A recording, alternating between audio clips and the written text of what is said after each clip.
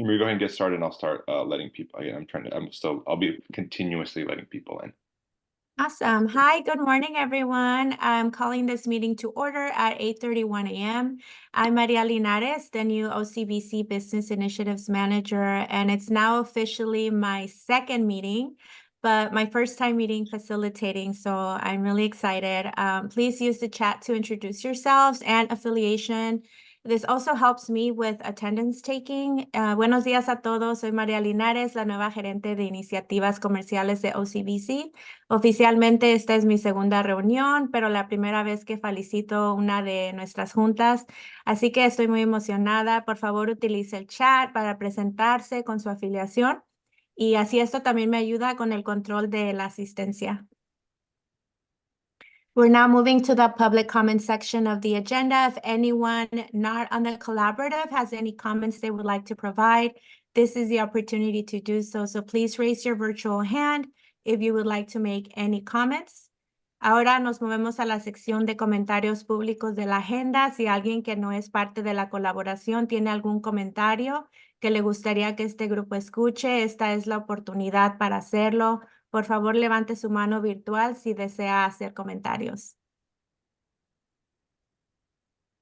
Okay, I'll give it 15. Nothing so far. I'll give it 15 more seconds. Mhm.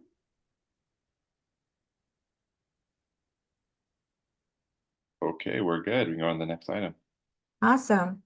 So we're now moving on to the HRTC comments and update section of the agenda. So if you're part of the HRTC and you would like to provide comments or updates on programs or activities related to the principles and values of California Jobs First, this would be your opportunity to do so. Again, this is for members of this collaborative. Ahora pasamos a la sección de comentarios y actualizaciones del HRTC, de la agenda. Si usted es miembro y desea proporcionar comentarios o actualizaciones sobre programas o actividades relacionados con los principios y valores de California Jobs First, por favor aproveche esta oportunidad para hacerlo y nuevamente esto es solamente para los miembros que son parte de la colaboración. Puede levantar su mano virtual si tiene un comentario.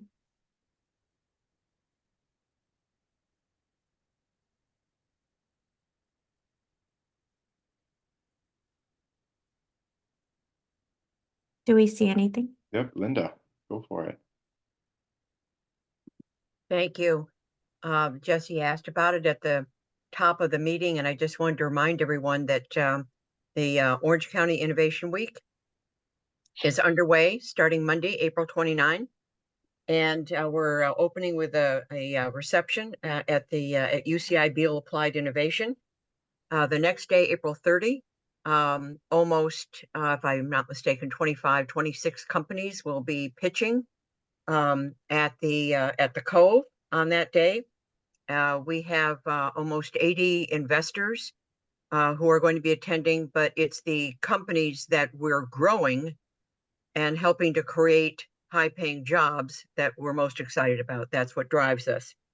On May 1 and May 2, we have our Tech Innovation Forum, which again focuses on more companies that we're accelerating so that they can create jobs.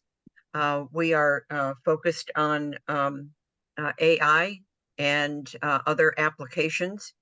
We are also hosting our first ever Women Leaders Forum the afternoon of May 2 at the Pacific Life Building.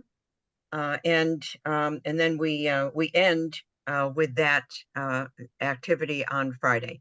So we're pretty excited about everything that's happening and all the partners that we're working with, including OCBC. And we thank you very much for your support. And if anyone's interested, just go to octaneoc.org and click on events. I'll also put something in the chat for you. But there's something for everyone if you're wanting to understand the OC innovation ecosystem more completely. You're going to see it at work next week. Thank you. Thank you, Linda. That sounds awesome. With that being said, I'll also say get rest where you can as you're planning all of this. And then for the remainder of the agenda, Jesse will walk through items 4 through 7. So you'll see me posting in the chat in Spanish. So this will be for our Spanish speakers so that I can update them throughout the meeting as much as possible. And To our Spanish speakers who are members of the collaborative, I emailed you all a translated version in Spanish of today's meeting agenda. So if you'd like to follow along, you might find that helpful. I'll let you know in the chat as we move through each item. Right now, we will begin with item 4, which is the update on the Regional Plan Part 2. Durante el resto de la agenda, Jessie presentará los puntos del 4 al 7 y me verán publicando en el chat en español. Y esto es para que pueda actualizarlos durante esta reunión lo tanto posible. Y a los que son miembros de la colaboración y que hablan español, les envié por correo electrónico una versión traducida de la agenda ayer de la reunión de hoy, y si desean seguirla, puede que les resulte un poquito útil. Y en el chat también les haré saber a medida que avancemos en cada elemento. Ahorita vamos a empezar con la parte 4 de la agenda de la actualización sobre el Plan Regional Parte 2. Y cada vez que nos movamos al próximo punto, por ejemplo, punto 5, punto 6, yo les voy a poner todo en el chat. And with that, I pass it on to Jessie. All right, thank you, Maria. So everybody, there's a fuller document directly from the state on what they're looking for in the Regional Plan Part 2. As you know, most of you have approved the work of the Regional Plan Part 1. The state did have some recommendations to update that, so that's what we'll do and present that to you in a future meeting once all that work is done. But Regional Plan Part 2 consists now of developing the regional strategies, which is a big part of this conversation today. And we won't decide. I don't think we won't finalize that today. We'll probably finalize in a future meeting, but that's happening later on today, as well as the sector priority, which is another conversation we're having today. So those are the two major deliverables, but they were pretty clear on what needs to be delivered. So originally, when we developed the strategies, and I wanted to start with this because I think it informs how you may want to think about proceeding when it comes to selecting the sectors, as well as proceeding with how we want to kind of ratify the broad strategies. These were the original categories. So when you voted, I think way back earlier in the year, it was based on this structure. This was the original structure of the RFQ, right? Targeted industries, economic diversification, shock, equity, health and environmental equity. We, as a collaborative, you decided to split those in two. So there were strategies specifically addressing increasing health and strategies specifically increasing environmental equity, and then strategies that were aligning with state strategy. So that was the original structure when we embarked upon this process. With the updated guidelines, it's restructured to where, so I'll go back, many of these now are layered within these top categories. So again, the full document is there. If you haven't read it already, I recommend you look at it for the sake of transparency, but I just will give brief updates. So we will have to select our target sector strategies. That's something we've been working on. Once that is selected, we have to start addressing components within that. So I'm going to go back up where, how will this allow us to have greater economic equity if we pick this sector? How can we grow the sector without impacting the climate, or how can the sector improve the climate? How does the sector line up with state strategies and other state initiatives that are going on? So essentially, they kind of took most of this and put it as subpoints in each one of these sectors. So we're going to have to select the target sectors and then the strategies to grow those. So we're already working on that. And then everything else, if you look at the list, and we'll get to that list, are what they're going to call sector neutral and economic mobility strategies, as well as, and this one's recommended if you go to the third bullet point, although I think the strategies that many of you have selected, or a few of them, I would say, fit in this category. So I don't think there's any point of not proceeding with them just because it's recommended, not required.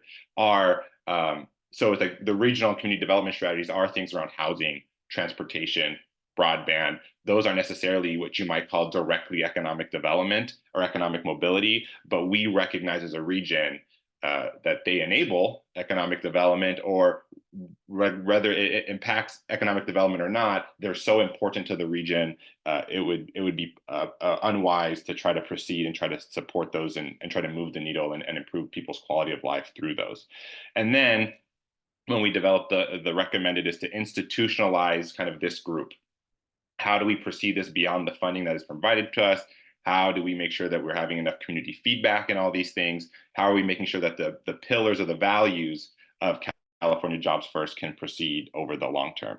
So that's what we're going to now have to deliver. I think it's a lot more. It's a little bit more challenging, but I think it sets the stage when we think about the decisions you're going to make moving forward about how this is structured. Again, I think the whole layout, I don't want to go through all of it because I think it's like 5 pages or so. It's in your agenda packet. You don't have to, we're not making any final decisions today. So please, with extra time, please review that. But it just shows you that we're not kind of delivering something based on this framework, but it's us delivering what will be our target sectors, and then us delivering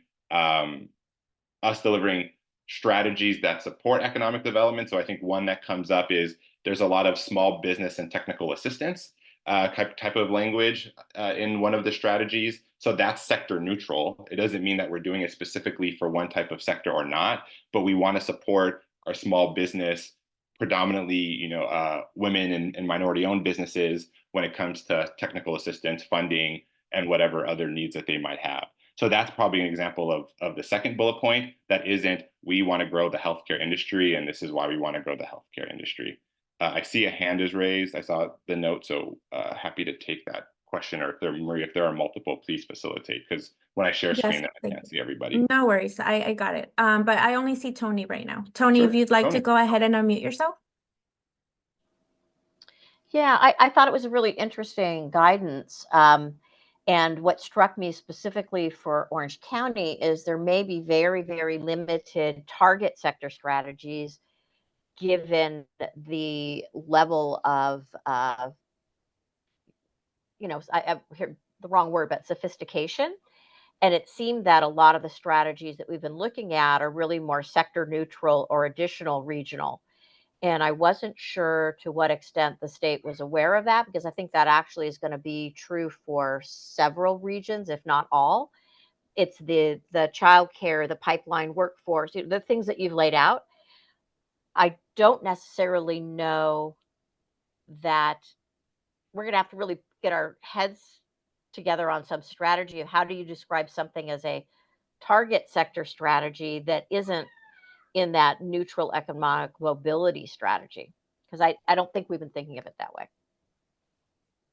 That's true. Yeah, that's really true. And so this is where I think we're a victim maybe of our success in moving the ball forward. While Tony, some regions I think they haven't gotten this far, and therefore now they can build based on this guidance. But my interpretation of it, and we can definitely go to the state maybe in the next call. I'll have them present. But Jesse, I also think it's real. I think the other one is it's real for what would an economic strategy in the region look like? I think what we're doing now is real. I mean, it really is the building blocks. Sure. I think then again, we can maybe have the state respond to that. That's a great question, and I'll get that answer for you by the next meeting, if not an email prior. But I think, Tony, maybe what I would say is this group can try to think about, like, once we select the target sectors, then we can kind of embark upon the work of all the things that are kind of fleshed out in that document. So that way we are still delivering on that. I agree with you though, and I'll pull that, like, all the other strategies are bullet point 2 and 3. But I think maybe once we can select the sectors, once that's today, or maybe at the next meeting, then we can kind of build that out better in order to kind of meet this requirement. Yeah. And Tony, do you have any other questions? Oh, okay. I saw you lowered your hand. Okay, go ahead. Anybody else? No, I don't see any other hands. Okay, so this is the sector and sector neutral strategies. So as you can see from that our original RFQ, they've kind of just embedded it. So now when you pick the strategy, instead of the way we did it originally was what is the best strategy for economic diversification and resilience? It's you kind of pick a strategy and then explain where's the economic diversification and resilience, explain where there's job quality and access to this work, explain where the equity is, explain where, again, meeting climate goals and health, explain what workforce development currently exists or what could be done to promote this. So they, again, as I've kind of mentioned, they kind of picked it apart and they kind of now placed it into pick a broader strategy. Now explain to us how that strategy meets all these goals versus us. We kind of pick strategies that specifically met these goals. I have told the state, like, we've gotten really far down this process. And so they've accepted it, as I kind of put the last part. The state's comfortable accepting what we've already done, but we will try our best to explain how the strategies we've selected can kind of meet as many of these goals as possible. I think really the last bullet point is to say, I don't think it's smart for us to wipe the slate clean and start all over. We've made a lot of progress here, and we should proceed with it. But staff will make an effort, and you will all see the final document, of course, before it's submitted multiple times, for us to try to say that we've adequately addressed these things, given that this wasn't our intention this wasn't the intent of how we selected our strategies. I guess the long way of saying we're going to make it work. Linda. All right, Jesse, I'm following you, and my question is this as simple as, in other words, they want to understand, they want us to justify, once the industry sector, they want us to justify, when you say explain, but they want us to justify why we're doing what we're doing, why we're proposing what we're proposing. But in your opinion, are these check boxes that they're using, or are they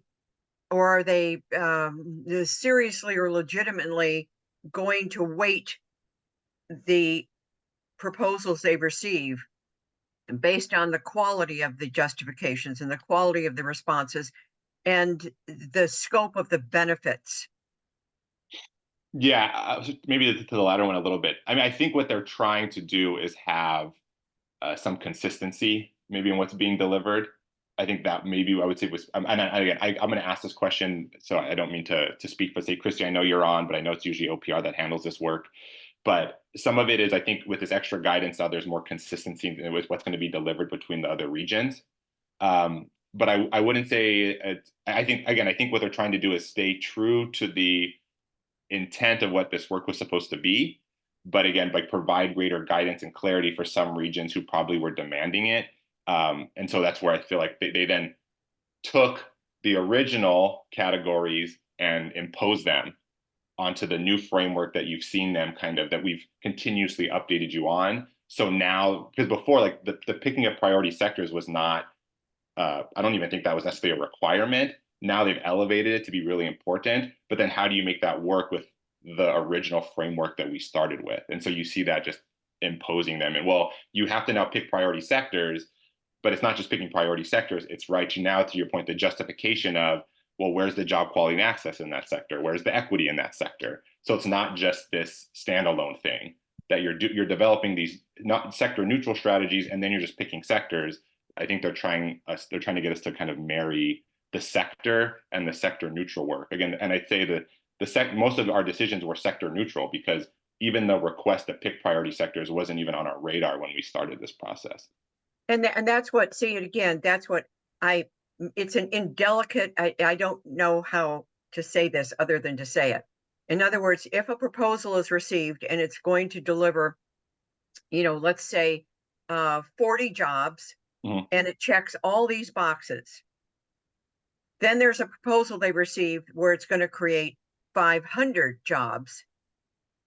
All right. But perhaps we're strong in, 7 of these or 6 of these, but not 7.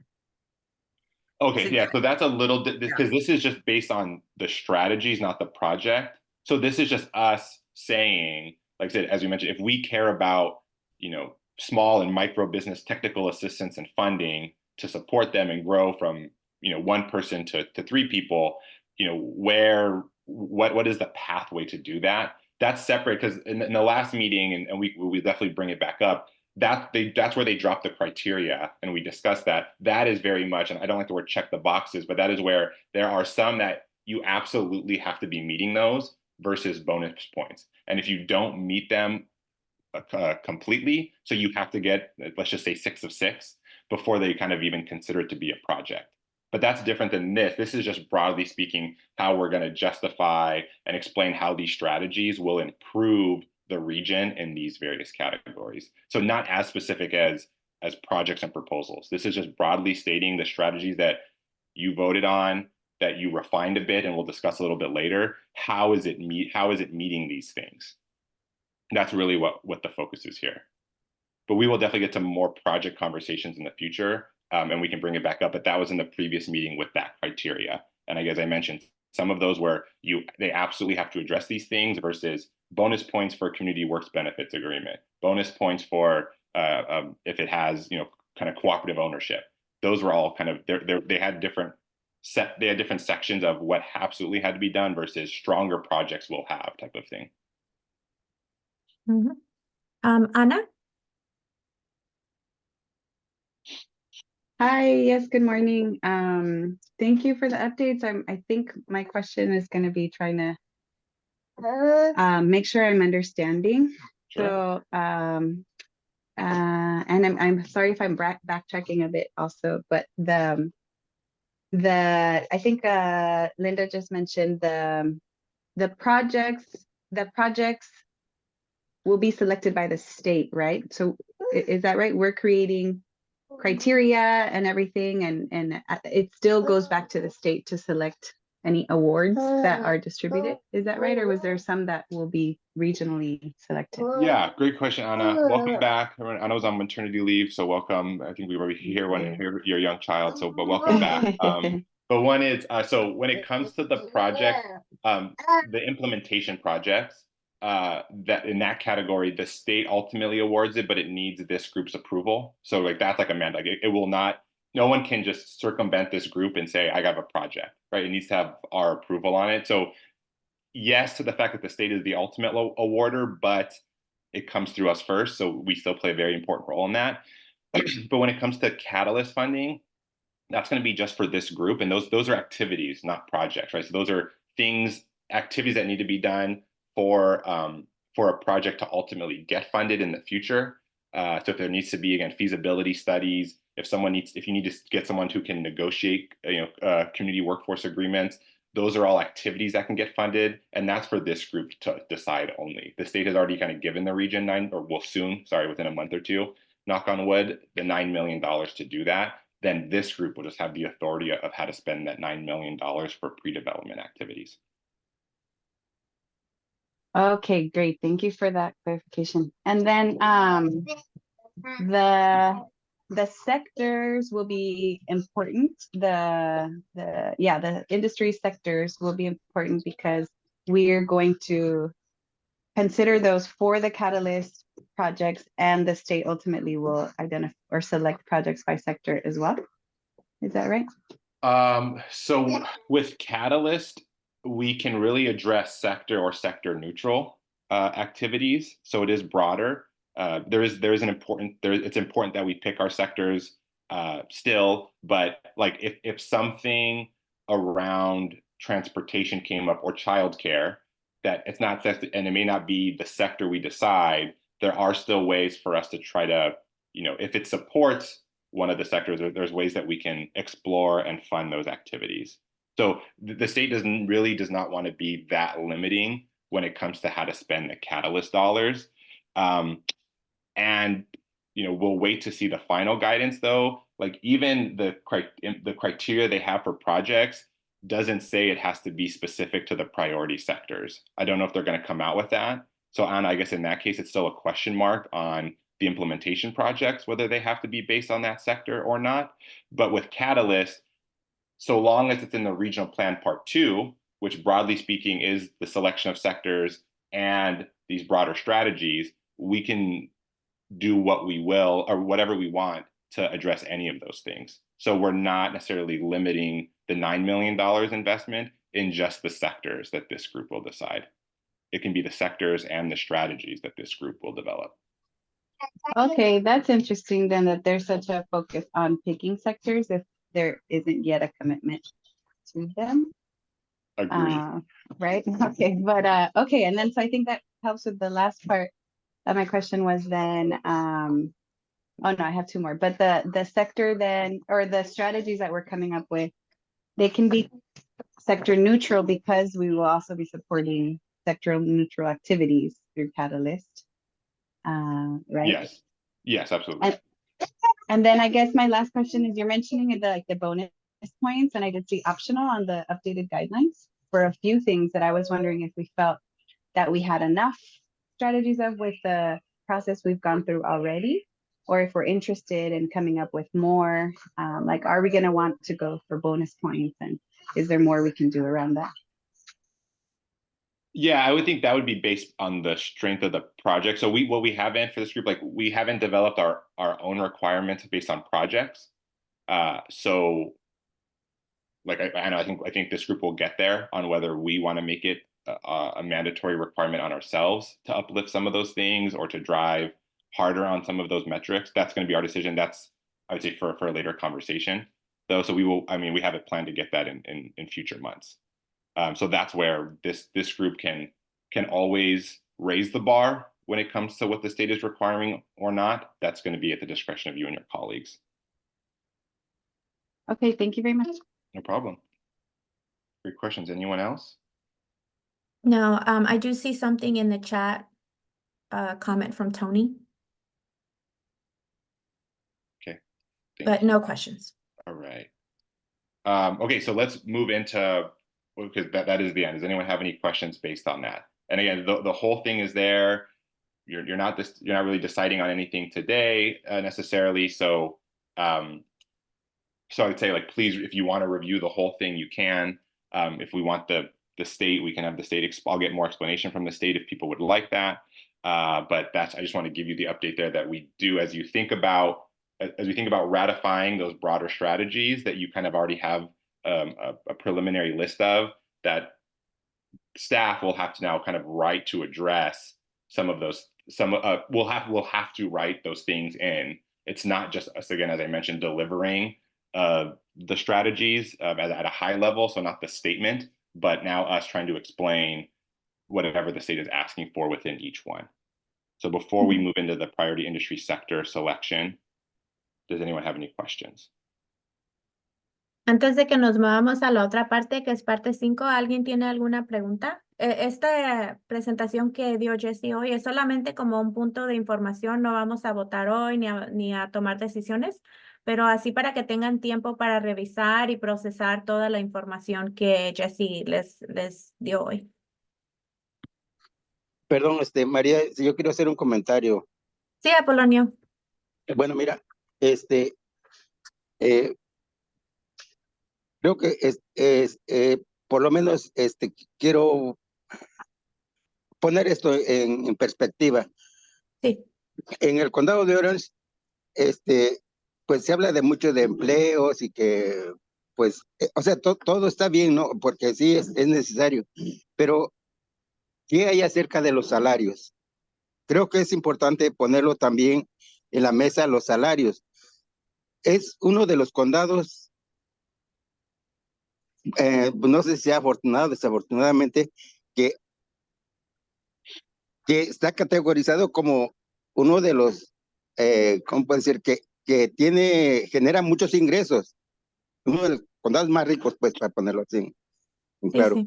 Sí. Pero está muy desbalanceado, por lo menos en proporción de los salarios.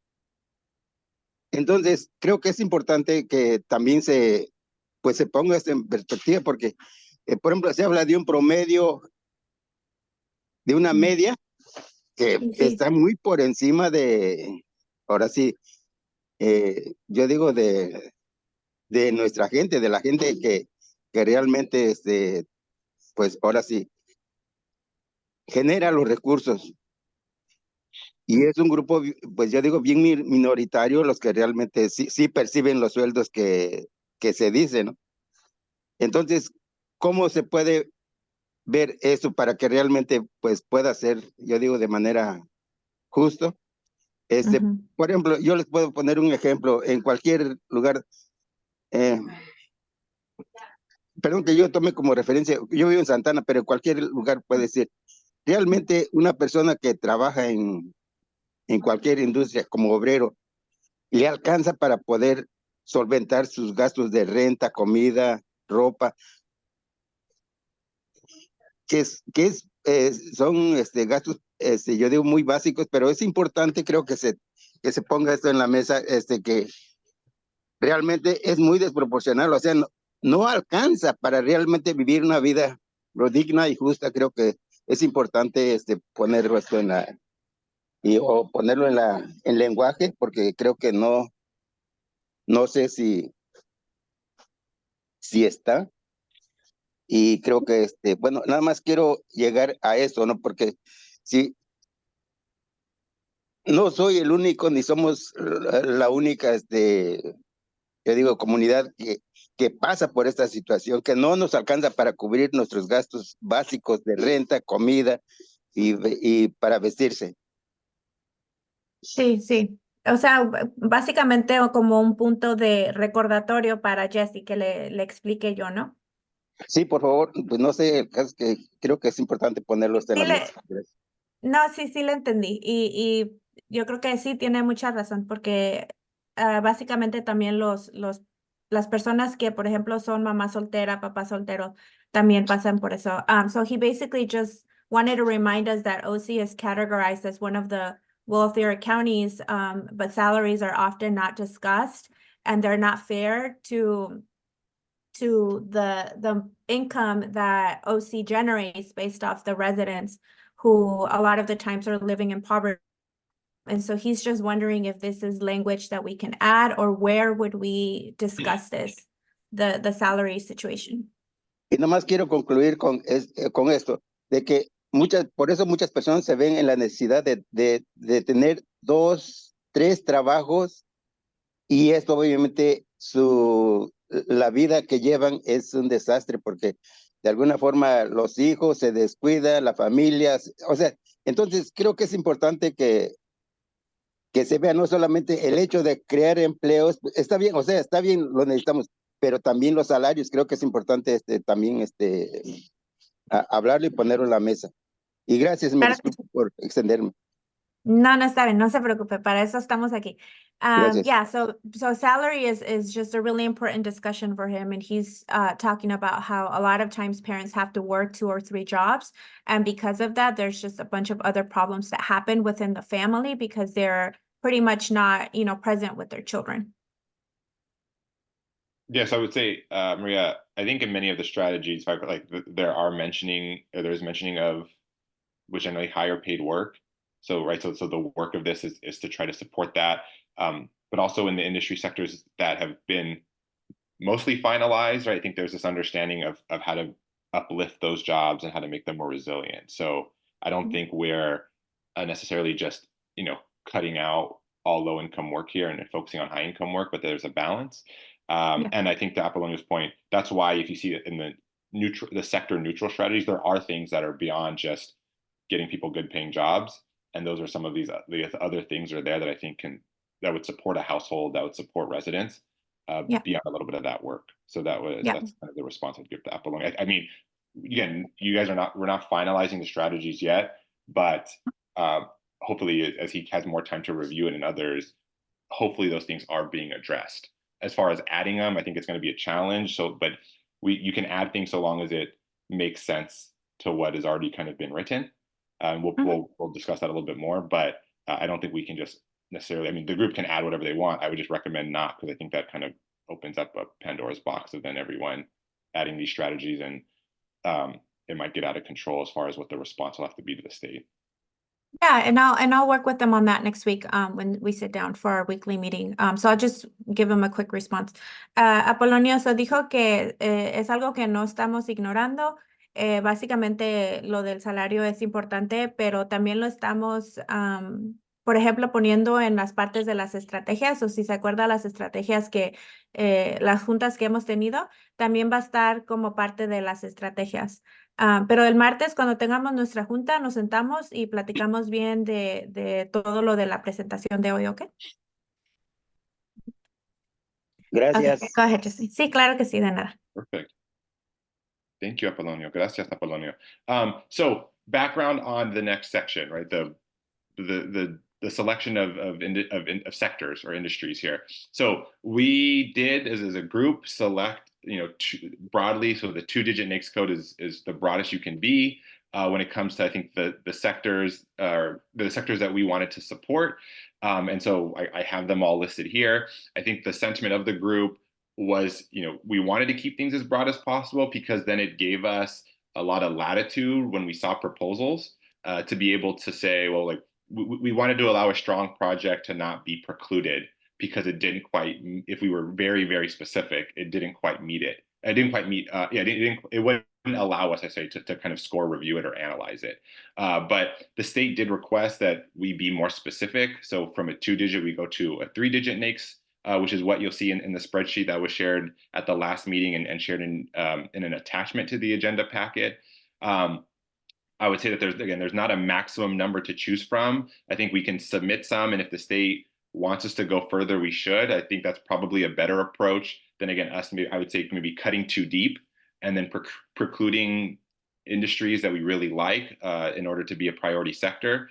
So what we did, if you saw in the spreadsheet, we did create conditions to, I would say, provide recommendations. And then I do have kind of what our options would be. So in that spreadsheet, you'll see there's like kind of, it's different, it's color coded, but we looked at, which kind of the industries have 20,000 jobs or more, because we wanted to say that there's a strong enough employment base for us to try to focus on this work. We have Chris here, and he'll provide a greater explanation, and I think an amendment, because they've done some more recent research about over 38,370. So this is based on the UCI Labor Center's definition of a good paying job, which was, I believe, about like a little over $25 an hour if you had 2 adults supporting 1 child, while working over 30 hours a week and working 50 weeks out of the year. So it wasn't seasonal work. So Chris, let me finish this and you can explain kind of the update. I believe we've included the updated information in the agenda packet that's attached to this calendar invite. We did want to pick employment concentration over 2, because that means it's pretty unique to Orange County. As I mentioned in my email, a score of 1 means we meet the national average. So if we're twice as concentrated as the national average, it shows that it's unique to Orange County. So that could be an important criterion to apply. And then we kind of suggest what met 2 of the 3 conditions. Because if you look at the color coding, almost everyone, and obviously meets at least, I probably think meets at least 1 condition. So if you only went with 1 condition, you're really not picking anything. We're not being more specific, and therefore the state won't like what we deliver. And if you went with all 3 conditions, I believe it was something like only 3 or 4 met that requirement, and we're cutting too deep. And I think one thing we also wanted to try to honor, and this is going to be up to the group, is since all of you prioritize the top 5, kind of guaranteeing at least they're being represented as we continue to go further. So that's to say, if one of these categories didn't meet it, that means, like, should we completely discard education services because there's nothing, or it doesn't meet any of the criteria mentioned above. And I think we wanted to make sure that everything was represented. It's not going to be as broad. In particular, manufacturing, I believe that there's over 30 between the 2-digit NAICS code as we go down to 3. So definitely we can't proceed with all 30, but it's still being represented significantly with some of these selections. So with that, Chris, let me go to you about the update and explaining more about nuancing a little bit that kind of the good paying jobs, again, because we wanted to try to make apples and apples comparisons for all of you. But at times then you might oversimplify. So Chris, if you wanted to come in and maybe explain the update a little bit better. Yeah, I thank you, Jesse, and I can take just a few minutes. So Professor Parks and I, a couple months ago, thought it'd be important for us to update the SURF report that we produced last year, using current census data and just re-looking at, just the economy as a whole and what that means. And so we're in the process of finalizing an updated SURF report using that data. But in the meantime, because we've been attending these meetings, we thought it'd be valuable to sort of give an update right now as far as what we have, and just mention that when we're talking about a good job, we're looking at all 3 criterion in there. And Jesse explained it fantastically, that we're looking at not just the annual wage, but all pieces of that. And that we really encourage everyone to review Dr. Parks's memo and that we've identified good jobs as both an empirical baseline and a goal in the SURF report. We're also working with, I think the research team sort of updating reports, been talking with Berkeley and how we adjust what a good job is just based on what's going on in the state. So we just wanted to put that out there since we knew the process was ongoing, and I saw, I reached out to Jesse and I'd sent this to him during the week. Yeah, and Chris brought up, I think the caveat is one, if you see the update, I think they went from 30 hours a week to 35 hours a week of a good paying job. And I think Chris brought up that obviously many of these jobs aren't salaried and they're based on an hourly wage. So, if an employer if there was a job at $40 an hour, then someone could say that we're meeting the salary target, but the hourly wage would be less than that, 25 and some cents with the MIT kind of living wage calculator. So we have to recognize that. We can definitely make that more clear, I think, about the hourly wage as a limit, but we just wanted to make apples to apples comparisons because some jobs are salaried. And some jobs, you might have to be asked to work 60 hours a week because you're an exempt employee. So that's where, I think that's good clarification. I just wanted to kind of bring that up. So although we might have this dollar, I think it's now going to be $45,000. We do want to obviously make sure that we're enacting maybe the salary floor. The hourly wage floor. So it's not like someone saying, well, if I make them work more hours, then we're comfortable with a smaller per hour wage, and that's what we don't want. So I think. Jesse, so I'll Yeah. read out a question before I move to Tony. There was a question by Josefa, and it says, can you remind us what it means to go from 2 to 3 to 4-digit NAICS codes? Yeah, so Dr. Rod, do you want to jump off? I mean, I think it just pretty much speaks to the specificity. As you go farther down, you're looking closer to occupation, but Dr. Absolutely. Go a little bit further. It's a hierarchy at the 2-digit level. That's like in overall construction. It's construction of just overall the construction sector. But when you go to 3-digit, it gets more specific. So that is then construction of buildings, heavy and civil engineer construction, specialty trade contractors. And then when you go to 4, it gets even more specific. So they're sort of nested in the higher level, and as you go down from 2 to 3 to 4, you get more specific as to the industry. Yeah, and let me try to and then Tony, as you go, I'll pull it up. Sorry, just like the. Yeah, at the top line, it just right, Dr. Walbert, at the top line, it just says professional services, for example. Right. And then, and so. Then it goes lawyers, accountants, etc. Exactly. So yeah, for everyone, and Tony, please, but Josefa, like just to your point, now I just went from the 3-digit to the 4, and so if you look at manufacturing, now it's far more specific. And I think so. If you guys have that spreadsheet, again, feel free to use it to review, because I think it helps you think about as we go further down, right? Like, what does this industry ultimately support? Clicking on the 4-digit NAICS code explains it even further. But it also, we don't want to have us try to select between just within manufacturing. I don't know how many this is. You're looking at, 60 different choices here, maybe more.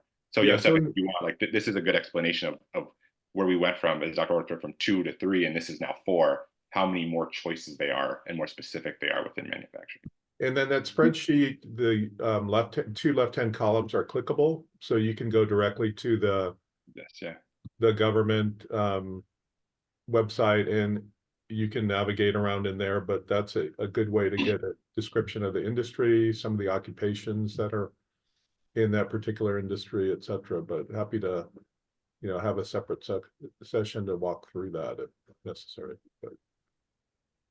Absolutely. Thank you. And Tony, feel free to come off mute. Otherwise, I can read your question. No, I appreciate that. It would be, I think the separate webinar, just to go off we just talked about, would be great. The other thing that might be helpful is a short slide deck so it's static. You're not asking people to be jumping through with an illustration. But I think what you've done is amazing. Most people never get into NAICS and how they relate, and yet it's really fundamental for economic development. No, my question was, do we have a criteria in selecting industries that align with one of the requirements in statute? And that is that we're supposed to be looking at career pathways for workers that have less than 2-year degrees, and that includes less than a high school diploma. so all the way up to less than a 2-year degree, to the high road jobs. Since we can only select certain industry sectors, really looking at where's the opportunities relative to the skill sets that a majority of the workers have in Orange County relative to different careers. That was one of the pieces that I think we're trying to be doing. You know, like you might say aerospace is excellent because it needs a lot of technicians, and you can take someone from high school diploma into a career pathway that will lead there, but you might not do, I don't know, some other industry because it doesn't have the opportunity for that career pathway. So I didn't know if we already included that, or if there were, or how we're going to address that. Well, fortunately, all the sectors that I think are going to be proposed here have numerous jobs that fit the criteria you just outlined, Tony. And that's one of the reasons we put in the link to the actual occupations, which then have the educational sort of parameters around those occupations. But I think we're fortunate, maybe it's the wisdom of the group, that we already, all the ones we've selected have numerous jobs below a 4-year degree. That's great. We should emphasize that, because I think that's one of the questions we often hear. So that's great. Oh, good. Thank you. Okay, Linda, you have your hand raised? Yes, I do. Just real quick, Dr. Walward, in your considered opinion, is NASICs aren't known for their regular and consistent updates. So I worry that you know, even with the 4 digits, somehow we're overlooking, you know, whole evolutions within these job descriptions. What's your opinion about that? How might we be able to manage or mitigate that, or is it not necessary for us to concern ourselves with that? I think that's a good point, Linda. I appreciate that. NAICS is not good at capturing very emerging industries. Like, you won't find AI listed anywhere in NAICS. But all in all, for our purposes, I think it's, I think that the 3-digit level is just fine. We'll have to continue to monitor that. And I do like, just from, you know, as you said, my experience, the suite or the grouping of, you know, industries that hopefully will sort of somewhat finalize today is a great diverse group of industry clusters that I think represent the spirit of California Jobs First, in terms of, as you brought up, Tony, career pathways for especially the residents of our disinvested communities. I think it's a really nice group of opportunities, sectors for us to focus on. So I was really happy with the way it kind of shook out. Thank you. Tony, is that a follow-up question, or is that your hand raised from before? Me being lazy and needing to find the button. Okay, no worries. Thank you. Okay, go ahead, Jesse. Yeah, and so again, the last 2 things I'll bring up is you'll see 2 X's in red. I did mention it at the previous meeting, you know, that there at least was one at the time that only met 1 criteria, but I guess given the sheer size of it, whether this group would consider, you know, kind of accommodating that as an industry priority, which is the food services and drinking places. So it only met 1 criteria, which is the number of jobs. However, again, it is the largest, I guess, 3-digit NAICS other than any other. So because it was so large at 150,000, maybe it behooved the group to try to still consider it to be a priority industry for us. The other, though, I would now have to mention is education services. Given the updated data set from UCI Labor Center, I think it brings it up to 45,000 approximately. So that puts it right under. However, now, if we don't proceed with educational services for that reason, then it won't be represented. And I think we still want to honor the decisions that were made because we had the best information at the time. So I just want to kind of just elevate that to everyone's attention. And so thinking about how we can proceed, you know, if people are comfortable with that, so I'll go back to this slide briefly. Mode.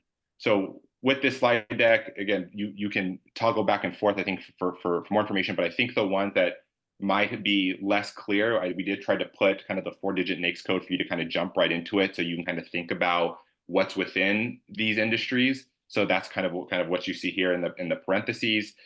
This is kind of the list. So I've consolidated it so you're not having to go between spreadsheets as far as the ones that kind of meet that criteria. Again, with the request being that food services and drinking places kind of be exempt and be applied to this. So with that, you know, this group can decide to kind of approve that list of recommendations because it feels like you like the occupations in there. You feel that there's pathways. You feel like it's representative of maybe many of the industries that our immigrant and low-income communities might work in. You could choose to remove individual recommendations and try to approve a majority of them. And then individually, you can decide whether you want to proceed to submit this to the state, or, you know, the group can decide to revote completely. And then you would have to decide, one, how many do we want to proceed with? Do we want to honor the job categories or not? And if you do, then how many do you want to select kind of within hospitality? How many do you want to select within education services? How many do you want to select within manufacturing? So those are kind of the 3 options available to you. And I think we just wanted to open up to see what are people's thoughts on how to proceed. And this would be your opportunity to raise your virtual hand. And I can go back to anything if people want to look at it further. Okay, I see Melanie. Hi, good morning, everyone. So I have a question, and I may have missed something, so tell me if I did. Back, gosh, in maybe September, when we were kind of coming up with the outline for which sectors were going to be included or not, there were quite a few of us that were housed under the other sector. And so I worry about continuing to engage the sectors that will no longer be included. And I don't know what the remedy is, but this is what we were foreshadowing back in the fall, that as we got more specific, we also started excluding individual sectors. And so what's the incentive to continue to participate the more narrowly focused we get?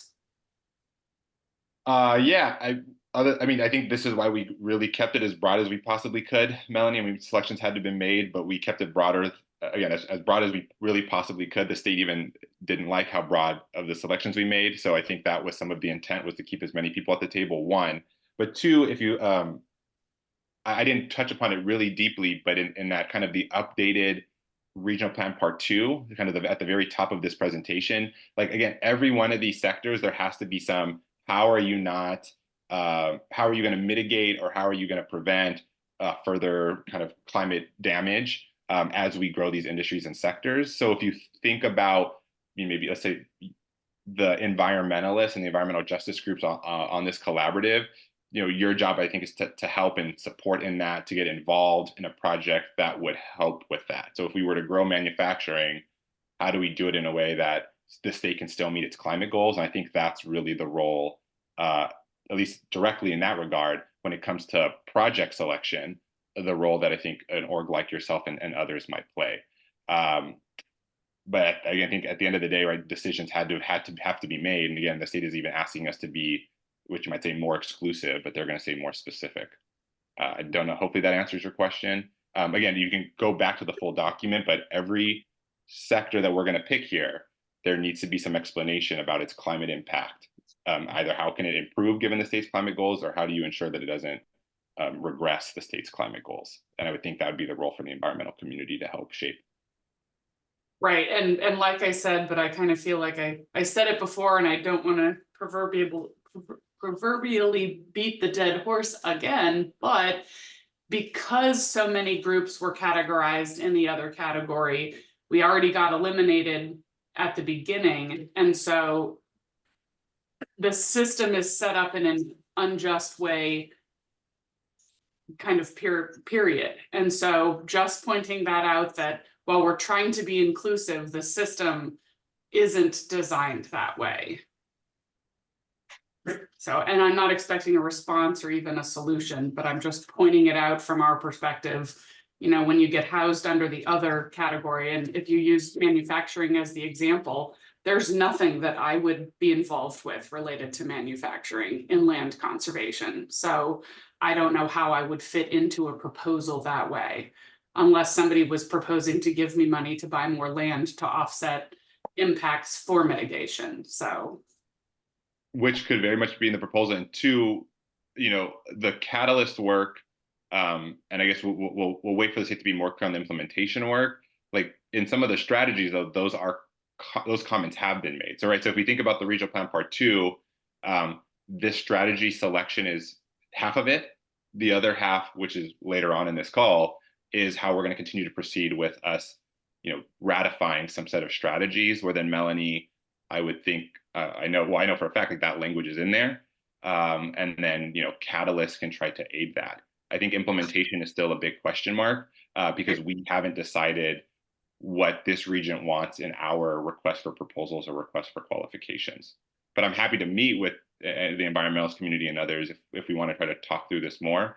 But I would still say, if you think about the other half of this portfolio of this submission, that's where I think you do see yourself more clearly.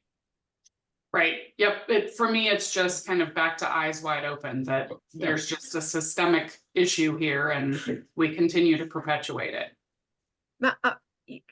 I'm sorry, I'm interjecting because, I mean, Melanie, I'm looking at the process that we've been involved in, and climate, and all of its implications have been part of this from the beginning.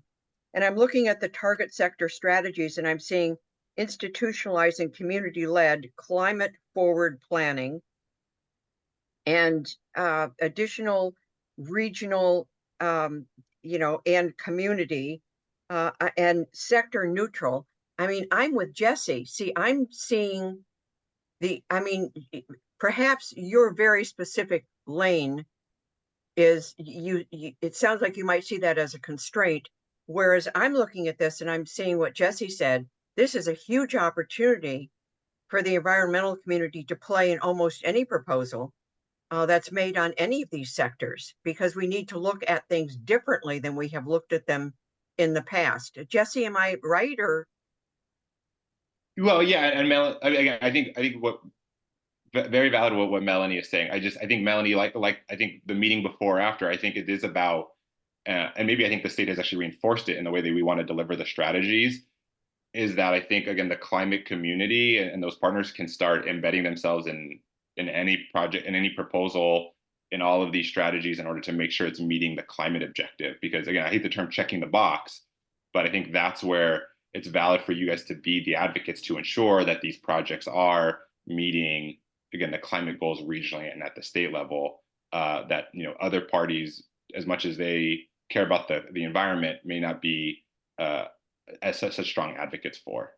I would say, like, so again, more or less about, you know, is it about, and I know you're in land restoration, but is it about us all focused on the renewable energy sector, and more about how all these industries or sectors that we're going to proceed with should be more environmentally friendly or help meet our climate goals? But I mean, I recognize the selection process, but I think sometimes it's just a function of, like, you know, decisions had to be made. And I don't disagree with that. I'm just pointing out the systemic problem that we 100%. see.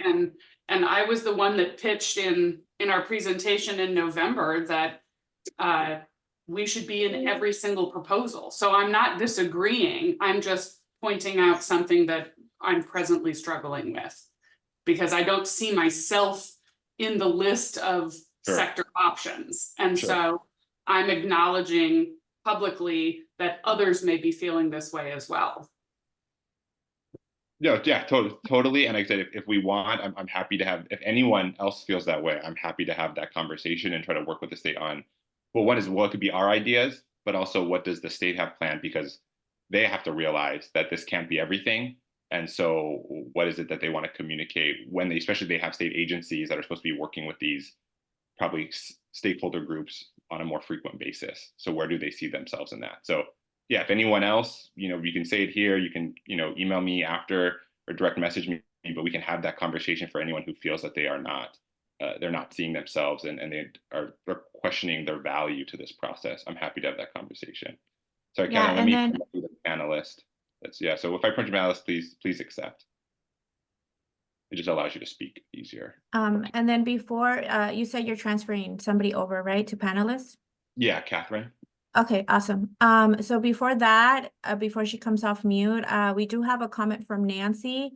And she said, I believe there has already been very thoughtful work around making the choices, so I vote to approve staff recommendations. So just wanted to elevate her comment that was made a few minutes ago.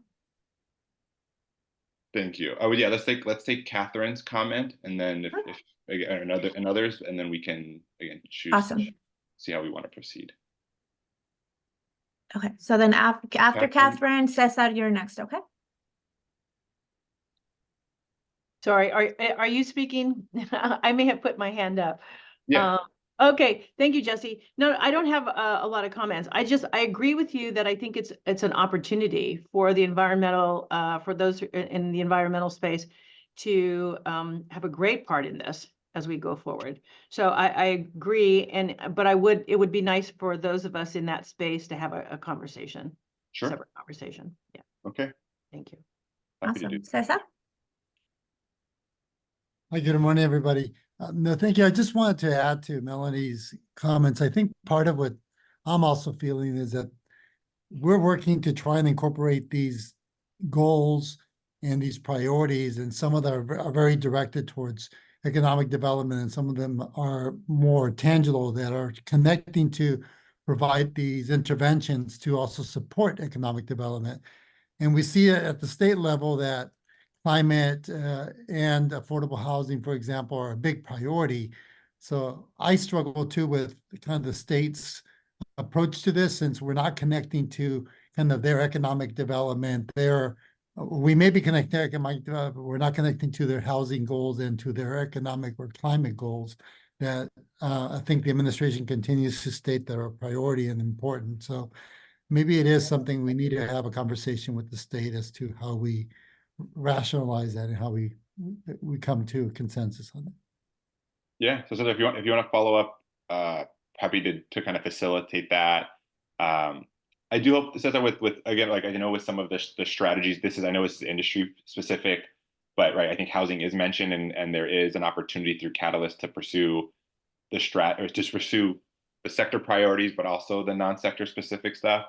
Right. So hopefully, right, and there's some of the mention of, I don't think that a lot of this can build housing per se, but if there's infrastructure needs for someone to build that housing, that's where this could lean in. But on the sector side, I think construction is there, so I think that there's a way to explain that the building of housing is very much construction jobs, and so there's justification to work on that as a sector also. But I mean I understand your broader point, but if we're talking like if you're taking like Melanie's perspective, I think that there's a space for people who are housing advocates very much to make sure we can do everything that we possibly can to put more housing units. I mean, I think everyone on this call recognizes the need for housing in Orange County. Agreed. Thank you for clarifying that. No problem. But yeah, we'll circle up after this call about that conversation.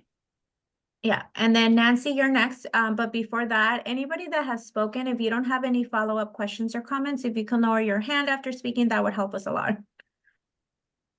Thanks. You know what, I just want to add to it what I think, Linda, you've said and others have said, and what I put into chat because I was having some audio problems, but I did say that I'm voting for staff recommendations, but I also want to recognize that I honestly believe that environmental concerns, affordable housing, health equity, all of those things are systemic through all of these sectors, and we would not be putting forward something that should be approved unless we recognize that in the strategies that we put under the sectors. So I think this makes it even more important for all of you who are parts of those focus areas, industries, sectors to be part of the discussion, continue to be part of the discussion and put your concerns forward. You're the ones who really know what needs to be done climate-wise and what needs to be done affordable housing-wise and that type of thing. So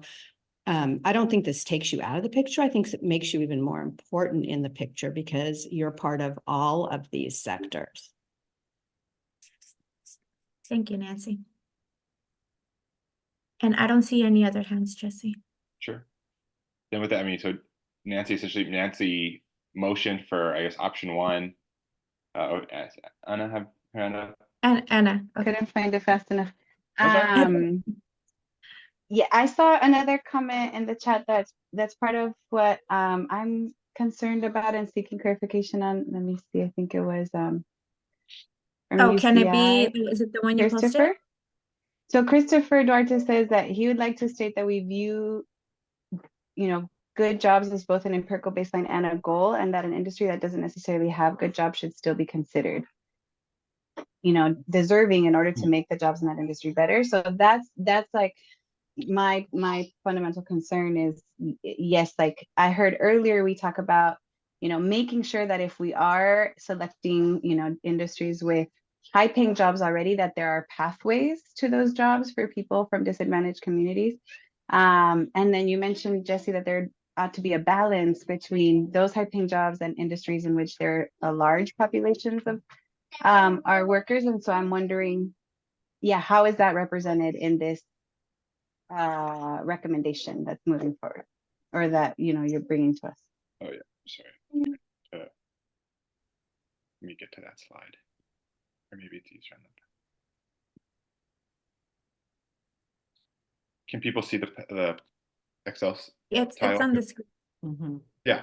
So this is so Anna, great point, and I think that's you're right, and that's where we didn't, in some ways, definitely I have to say, like, set the bar too high on the wage sense, and this is why I think we are considering, because if you look at the large number of jobs where I think, although the food services and drinking places doesn't meet two of the criteria, that that it's so significant that I think, again, an exemption should be made to include that. So I think that speaks to the lower wage.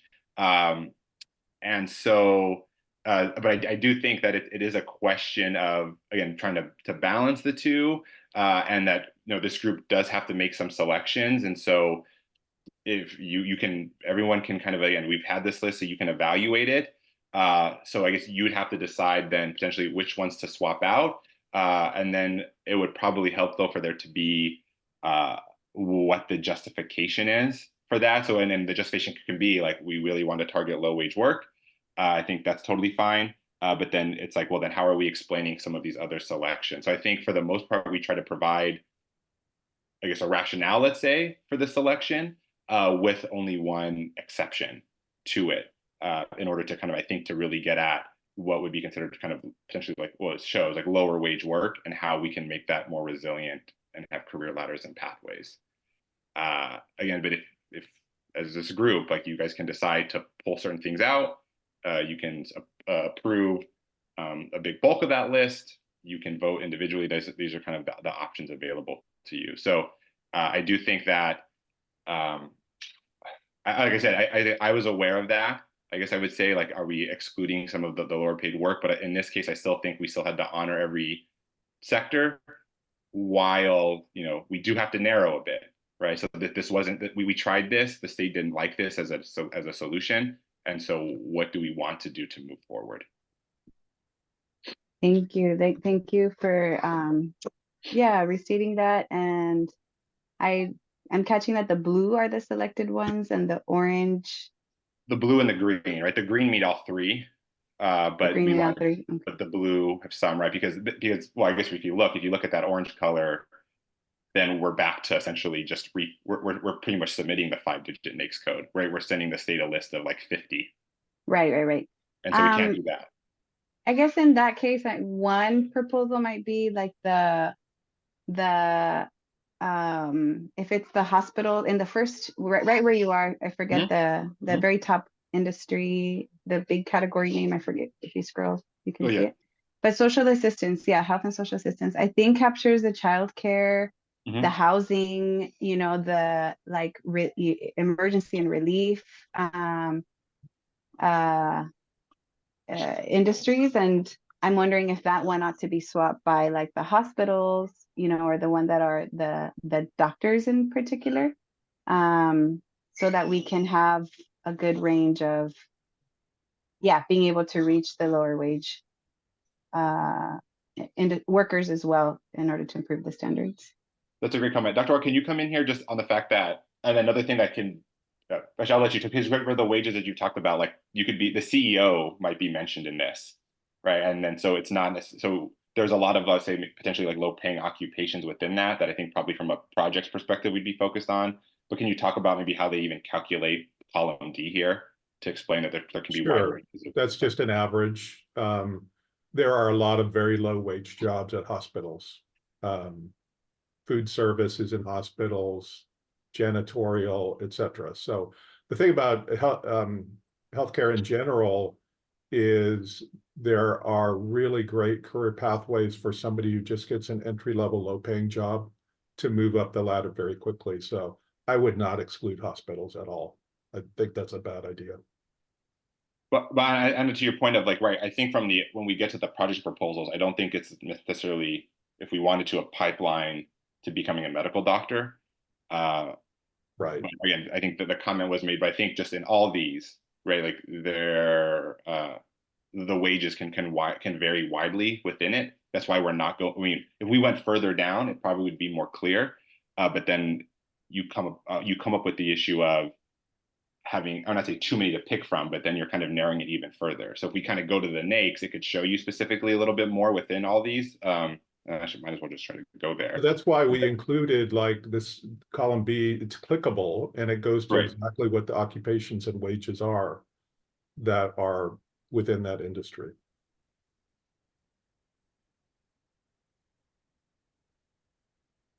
But Yes, I think I was going off of the presentation, the 12 that you list, and one of them said physician and dentist. Maybe that was the first one, medical lab. yeah, that was just to try to explain. Sorry, but I think to the, sorry. Mhm. Yeah, No, I'm done. go ahead. My apologies. No, I'm done. Okay, well then, I mean, so it's open. I mean, how do people feel about social assistance? I mean, that can be included. We could try to work with the state on, again, if they're going to tell us, you know, a list of 13 or 14 is too high, then we can come back and narrow it further, and we can kind of have this conversation about how do others feel about that. And especially anybody who hasn't spoken, we'd love to hear from you. This is such an incredible opportunity for you to elevate your voice and that of your group. Jesse, just to clarify, when you look at social assistance, I believe child daycare services falls under that, correct? Yes. 6244. So I think by excluding it, we then in essence would be excluding that category of jobs. Yeah. Yeah. Okay. So that in and of itself, right, is reason to pause and to consider it, because I think we've already established or identified that that's a key area of our workforce behind the workforce. So I do appreciate still keeping it in there for discussion, even though it doesn't hit on what 2 or 3 of the criteria. And then I also see Kathy, she has her hand raised. Kathy, you can go ahead and unmute yourself. Okay, I was just going to mention that I was listening to the social assistance aspect or perspective, but in education, every single possible sector or cross sector or microorganism of a sector is available, and so it should be viewed as we don't need to be as micro-oriented around every other thing if we want to just include it within education. And then the pathways that we've constructed through all of our educational systems hit entry-level jobs, mid-level jobs, and professional skills level jobs, or the highest level of jobs. So it's really inclusive of every sector, every level. And this is where we all need to, I think, work together as we end up doing these projects together or submitting for funding together, to make sure that we don't leave anything out. But Ed Services, I just wanted to remind everyone, is inclusive of anything you can possibly think of. Thank you, Kathy. Annette left a comment too. I think we should include 624 social assistance. And there's no other hands raised. let's do this. Is there anyone opposed to that? So we can kind of have that discussion amongst the group. Or if everyone is comfortable with that, we can add that. And if you're having a hard time raising your virtual hand for whatever reason, please come off mute Yeah, if you're sure, or opposed just- to it. Yeah, or type in the chat, I'd like to say something, and then that way we can. Mhm.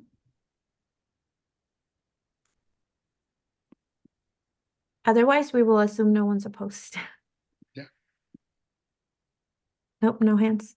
Okay, then. So if we kind of amend it then to the with the addition of this, does the group feel comfortable with us communicating to the state, and then with permission we can communicate to our broader region? So as we get to kind of the investment sector coordinator RFQ, now we can try to see, although it won't be a deal breaker by any means, we'd like to see like who has experience in some of these industries as people who might be the sector investment coordinators. So if someone is, or again, if people are comfortable with just proceeding with the list, there need to be a motion to just include social assistance. And then if everyone's in favor of it, we can proceed with that list being our recommended strategies to the state. I can move to proceed with the 12 plus social assistance as our recommended strategies. Okay. Okay. Anna approves. Morning. And I see Second, Tony, Dr. Tony, Juan seconds, and I see Tony has her hand raised. Are you be talking about the statement of work for the sector investment coordinators, or are we talking about the selection of the industries? Because I see them as two separate pieces. Yes, they are. Sorry, I just meant that like the sooner we make these decisions, the sooner we can, include that in those discussions and include that in how we communicate when we do go out with that RFQ. I just wanted to bring that. Okay, I'll wait. Yeah. I'll hold my comments on that till later. I thought somehow we jumped there. Oh no. Mm-hmm. So we have a second. Yeah, Juan second. And Anna motioned. Yeah. So then can we ask again, kind of all those in favor, if you could type aye or raise your hand or kind of sort of a thumbs up.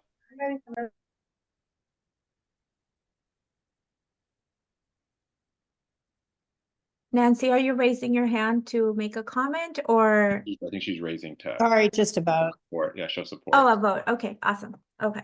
And then any opposed? Any opposed, please type that in the chat or come off mute.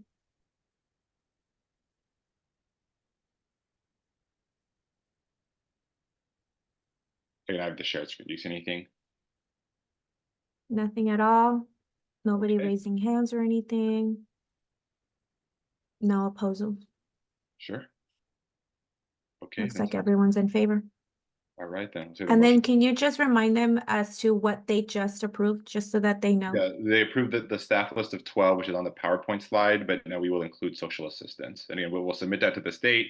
We'll see if they're comfortable with those numbers of selections. If they do, we can proceed with communicating that to the broader community. And if not, if they say that we have to narrow it further, then we will do so. But for now, this is kind of the list that we'll proceed with. Awesome. Thank you. Yeah. And then the next is the RFQ. So part of Catalyst is to develop sector investment coordinators. Let me try to slide it up here. So kind of we drafted an RFQ. Again, this is not at the next meeting or a meeting after that. I would say hopefully the next meeting, we can kind of approve the language as I mentioned in the email. This is the programmatic piece. Our fiscal agent will have to include whatever they feel like is necessary on a compliance standpoint. I don't think that's as negotiable, let's say, with this collaborative, right? Because they have to just be in compliance with whatever with the state grant. But this is kind of again a layout. It's all to you. Again, you're not finalizing this. If you want to review this, for those of you who have, if you have kind of questions and comments, I can go through some of the sections. We just do have 10 minutes left, so we'll just do as much as we can within the 10 minutes. If not, we'll carry it over to the next meeting. Again, we kind of have a title page template. We want to ask a profile of the firm or the individual. We have a narrative question that'll probably be how we kind of evaluate what kind of the quality of the candidates. How much is it going to cost? someone could be phenomenal, but if the budget for this is 1.5 million over 2 years and they want 1 million of it, it might make it difficult to execute all the other elements of this. So we have to be aware of the cost proposal naturally, references. We want a letter of intent to apply. As I mentioned to all of you, the process for selection, I think, is probably going to be dependent on how many, how if this group can evaluate 10 proposals, probably can they evaluate 50 proposals, right? Or 50 people wanting to do 5 slots, probably a little bit more complicated. We have to come up with the method there. So we would like to have a letter of intent to apply just to make sure that we know. And again, it's very simple. I even have a template there. They just have to sign it just so we know how many people could apply, so we can start developing what we might do to kind of evaluate all these proposals. And we do have, I think, a conflict of interest form. There could be people on this collaborative who may want to serve in this role, and that's totally fine. Again, open to how people would want to see in that conflict of interest form. But at the very, we don't. I mean, as I drafted it, I don't think it should preclude anybody from serving on the collaborative. However, if you read the letter, it'll kind of say that you can't vote on anything that you're directly involved in, or even try to skew similar activities in order to benefit some of the activities you might be involved in. Some people, I want to actually explain this. The challenge, I think, although I'm open to people's feedback, of essentially kicking someone off the collaborative is when you look at the beginnings of this, by its nature, the people involved in this collaborative were naturally going to be involved in some of the proposals being submitted. It's kind of the nature of bringing this group together, educating them on some of these topics, working with one another. So, the idea of you can't participate if you're in one of the proposals, I think kind of cut against some of the intent of this grant.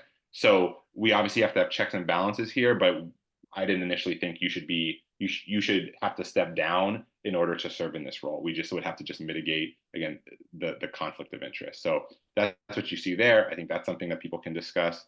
I'm going to skip this because this is just the background of the objectives. I think what's important to review for people are what we call different elements. The state had it in the RFQ, the type of things we wanted people to do. I think we've discussed this at length. So we try to put a little bit more teeth on what a strong applicant would be able to do. So again, in previous meetings, we went through all these. The first sentence is essentially copy and pasted from the state RFQ on Catalyst. And then again, the subsequent sentences are us trying to make more sense to people of what this might actually entail. So the elements is something I encourage people to review. The timeline's fine. Again, I think these are just a lot of the attachments. And what I will jump into is probably the narrative. So I've just listed all the elements again. People can notify us which ones they want to participate in. As was brought up, it's very unlikely that one firm exists that can do all of this. It's very unlikely one person exists that can do all of this. So you are thinking about kind of assembling a team that can cover all these things. Some people might think that they can do 3. Some people think that they may only do 1. Who knows? But we wanted to understand. So question 1 is which elements do you feel like you actually want to proceed with in this role for us to be able to fill that team in? We wanted to ask questions about what are your qualifications to do this work? What experience do you have? So question 2 is really a question of qualifications. Question 3 is a question of just your experience with doing some of this work. And then question 4 is essentially your approach. So let's say you had this job, how do you think we should go about doing this work? Those are really the 4 pillars. And I will go down to here on, this is called, I would say, evaluation guidance. I wouldn't say it's a criteria necessarily. I would say guidance. And this is kind of, again, a draft of what we think we should be scoring people on 100 points. We're breaking up those 4 things. I think, I looked at a bunch of RFQ templates and kind of in structuring this. These are the 4 things that usually kind of come up regularly when you think about kind of scoring or grading. We definitely want references. People should submit that. That's pass or fail. And again, the letter of intent, I think, will help us in ensuring that we know how many people are applying it for what, pass or fail. And then this last statement here is really, again, as I mentioned, you could score wonderfully, but if at the end of the day, we have to get everything covered with the budget cap. So if you're wonderful in one thing and you ask for too much, we may have to go with somebody else, even though you score higher, primarily because like we have to get some of these other aspects done. We're not just doing one of the things, we have to do the 5 or 6 different elements. And this is not to be approved today. This is a draft set in front of you. If you haven't looked at it, I encourage you to review it and let me know whatever inputs you have. But I think for the last few minutes, if anyone has read it and has questions, I think Tony already, I'm happy to take those now. Mhm. It's also in So the packet and everything else. I'll put mine in writing. Okay. Oh, okay, yes. And then also this is the RFQ is set to be released May 17th, which is our next meeting. So if you could email us any comments that you have, that would be really helpful. So we'd like the comments now. We can include them into the final version because then we would like to release this because we have to give people probably 30 days. We'll have to assess how we want to evaluate this. We'll have to make that selection and then we'll have to start contracting with them. So if you think about the work of Catalyst, it's still probably not going to start for a few months, but the sooner we can come out with the RFQ, the sooner we can kind of begin the process. Again, you guys, it was emailed to you a couple of days ago. You're going to have a few weeks to look at this. So we're not springing this up on you. Please review, digest it, send me comments, and then I can send you kind of a near final copy if the group wants to proceed. Yes, Linda. Linda? Oh, Linda, you're on mute. Thank you. Somewhere in here it said that the letter of intent was due June 1. Right. Sorry. Yeah. At the very top, like kind of everything is subject to change pending the approval, right? So if we approve the RFQ in mid-May, then it would give people 2 weeks. If not, and we're not approving it till June, then of course we're pushing that out. But we want to have a cutoff so we know how many people are actually. Yeah.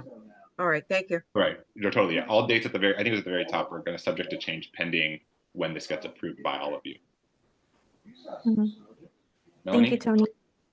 Yeah, can we schedule an office hours where people can come and talk to you about the solicitation? I get that you're going to want us to approve it at the next meeting, so probably you're not going to want edits to it at the next meeting. And my thought was, why don't we try to schedule office hours, and maybe people can have who feel that they want more information or they want to make a comment that maybe would be better if there was more interaction. So Sure. That's my recommendation. Yeah, we'll totally set that up. And if people prefer the email option, but of course we can have a platform where it's more of a conversation. Sorry, Melanie, I think I see your hand up.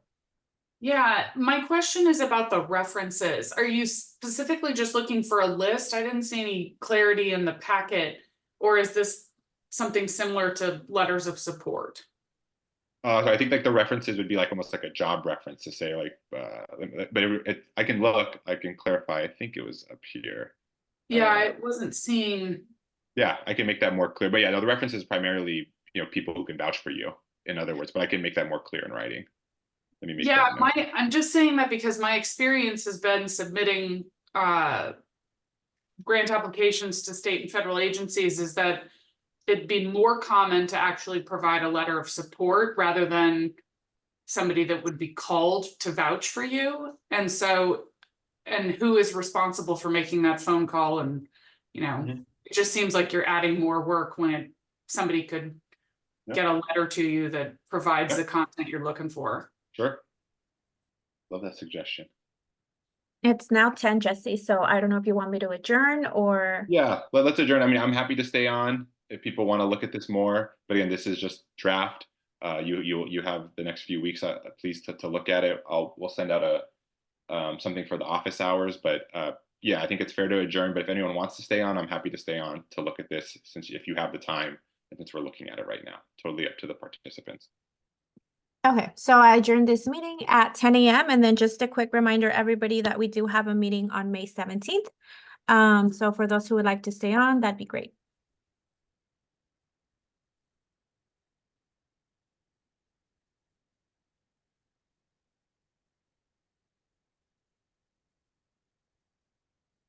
Sure. So for those staying on, any questions, any sections you want to look at? If you've already read this, things that you want to bring up. Again, this is also in your agenda packet, so you can kind of really see the whole thing or go to sections at your leisure.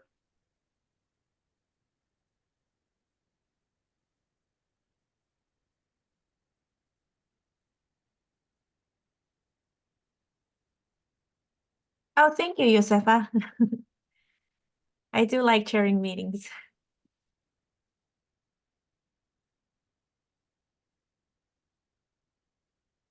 Okay, Speaker any- of the House is sounding very interesting.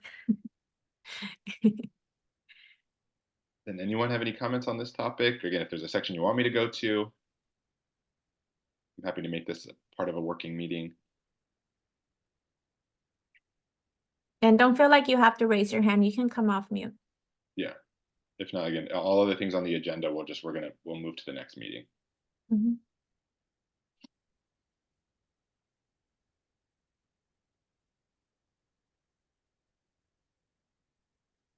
Okay. And if there's nothing here, then I think we can just end the meeting then. Mhm. Okay, well then, I'll give you the last word, but of course, thanks for participating in this. Love the healthy discussion. It helps us get it right for as many stakeholders as possible. So again, thank you so much. Have a happy rest of your Friday and a great weekend, everyone, and I'll see you next month. Okay, I'll stop share. All right, take care, Awesome. everybody. Bye. Gracias. Bye. Adiós, Gracias Apolonio. por todo. Que tengan buen fin de semana. Hasta luego.